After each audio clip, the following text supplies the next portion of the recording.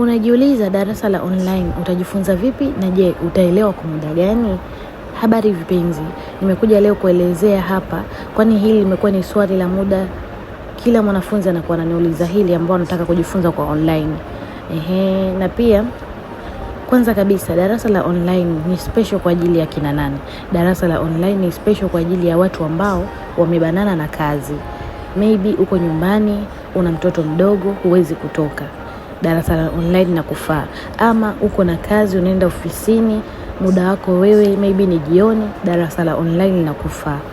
Umeelewa vipenzi? Na pia hili darasa la online nafundisha kwa WhatsApp. Sio tu kazi ambazo unaziona hapa, hizi ni kazi baadhi ambazo huwa na post kwa ajili ya kutafutia wanafunzi, lakini kazi za kujifunza ni nyingi na utajifunza step by step.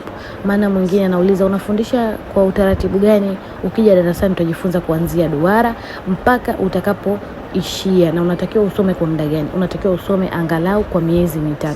Kama kichwa chako ni kizito sana utaenda zaidi ya miezi hiyo, lakini mimi na recommend usome miezi 3, utakuwa umesha sogea mbele.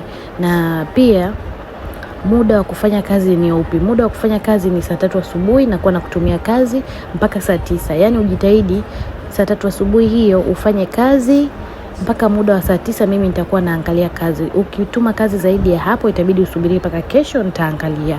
Kwa hiyo jamani, karibuni sana vipenzi. Hili darasa ni free kabisa, yani haikubani kwa chochote kile. Unaweza kusoma ukiwa unaenda kazini, unaweza kusoma ukiwa nyumbani. Karibuni sana. Napatikana Goba.